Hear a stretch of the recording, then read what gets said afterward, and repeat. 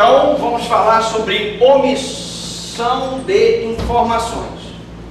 Está previsto no artigo 12 da Lei 7492 de 86, que é a Lei de Crimes contra o Sistema Financeiro.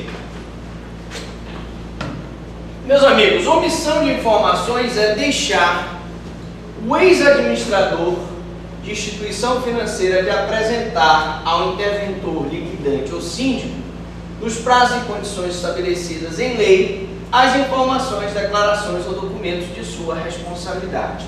Pena de reclusão de 1 a 4 anos e multa. A objetividade jurídica desse crime é a proteção do sistema financeiro.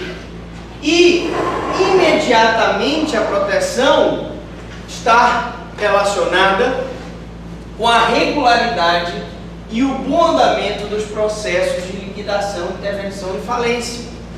Nesses processos, o ex-administrador é obrigado por lei a prestar informações sobre os motivos que levaram aquela instituição financeira a entrar em processo de liquidação, de intervenção ou de falência.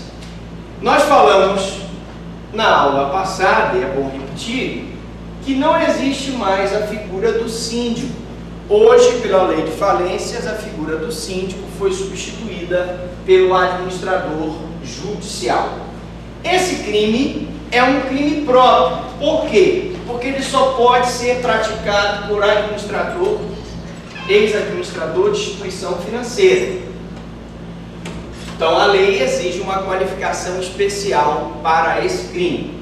Também o sujeito ativo, o sujeito passivo aí, em primeiro lugar, é o Estado, e secundariamente podem ser todos os investidores e acionistas e público em geral que forem prejudicados pela omissão de informação. Tá certo?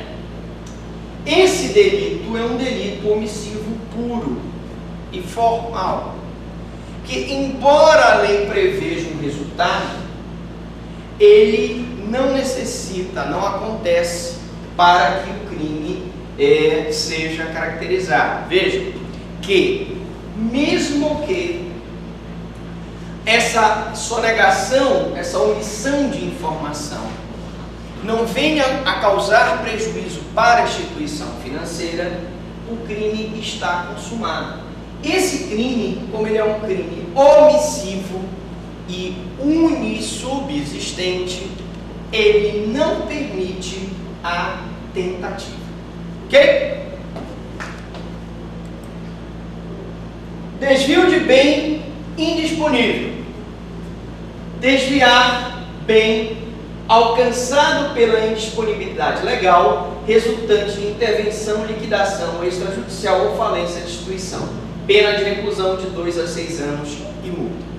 Meus amigos, quando uma instituição financeira ela sofre um processo de intervenção, de liquidação ou de falência, é provável que já haja processo e que nesse processo existam medidas cautelares que tornam o bem disponível para que a empresa possa ressarcir, a instituição financeira possa ressarcir aquelas pessoas que são acionistas, aquelas pessoas que têm alguma remuneração, algum dinheiro, algum valor na instituição financeira. Então, quando o elemento, o agente, desvia bem alcançado pela indisponibilidade, nós temos um crime contra o sistema financeiro. A objetividade jurídica aqui, em primeiro lugar, é a proteção do patrimônio da instituição. Secundariamente, nós temos a proteção do próprio sistema financeiro na sua estabilidade e na sua confiabilidade. Esse aqui é um crime comum, porque ele pode ser praticado por qualquer pessoa. Mas nós temos aqui a consumação, ele é um crime material. Nesse caso, para que eu possa caracterizar o desvio de bem indisponível, esse crime é um crime material porque ele exige a produção de um resultado, que ocorre quando o agente passa a dispor do bem. Seguindo o mesmo entendimento daqueles crimes contra o patrimônio, em que o furto está consumado quando ele está na esfera de disponibilidade do ladrão com uma certa tranquilidade, nesse caso aqui o desvio de bem acontece quando ele já pode dispor do bem com certa tranquilidade. Embora é possível, a tentativa aqui é de difícil configuração, e ele é uma espécie, esse crime é uma espécie de apropriação indébita. Atenção! Embora esse crime envolva apropriação indébita e estelionato, pelo princípio da especialidade que nós falamos na aula passada, se envolver crime contra o sistema financeiro, ele vai ser tipificado na lei de crimes contra o sistema financeiro. O artigo 14 fala da apresentação de declaração ou reclamação falsa.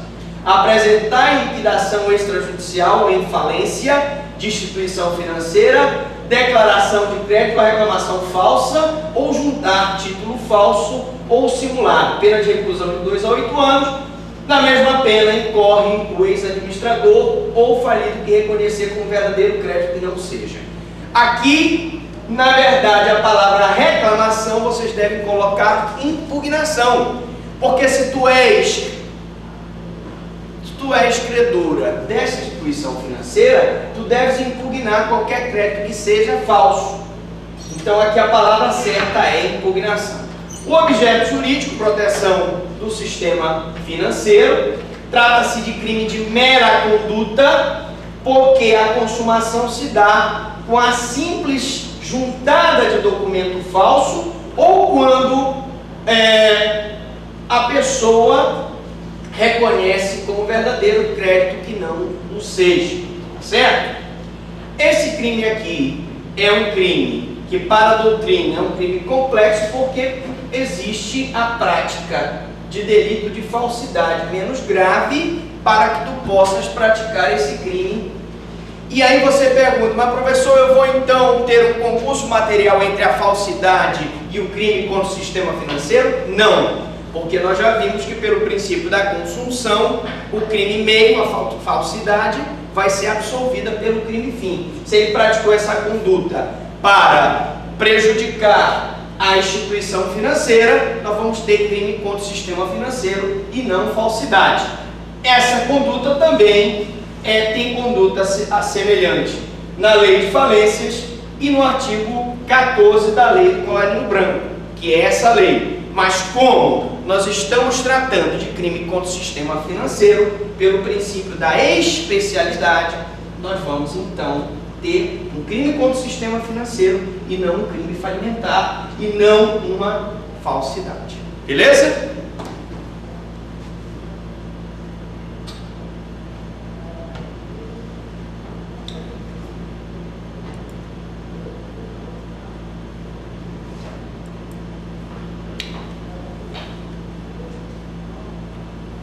Manifestação falsa. Manifestar-se falsamente o interventor, o liquidante ou o síndico a respeito de assunto relativo à intervenção, liquidação ou extrajudicial ou falência de instituição financeira. Pena de reclusão de 2 a 8 anos e multa. Meus amigos, na aula passada, não sei se foi você que me perguntou sobre a questão de que se o síndico, se o liquidante ou o interventor podia praticar alguma conduta contra o sistema financeiro. Em primeiro lugar, nós já sabemos que onde tem a palavra síndico, você deve substituir por administrador judicial. Muito bem. Nesse caso aqui, quando o Banco Central instaura um processo de intervenção ou liquidação de uma instituição financeira, ele espera que o interventor, que o liquidante, dê todas as informações necessárias para a liquidação ou a recuperação da instituição financeira, assim como o juiz espera do administrador judicial, no caso da falência, que ele dê essas informações. Mas ele dá as informações falsas sobre esse processo, né, nós vamos ter o crime de informações falsas no processo de intervenção à liquidação. Então, se o objeto jurídico aqui é a regularidade do processo de intervenção, liquidação ou falência,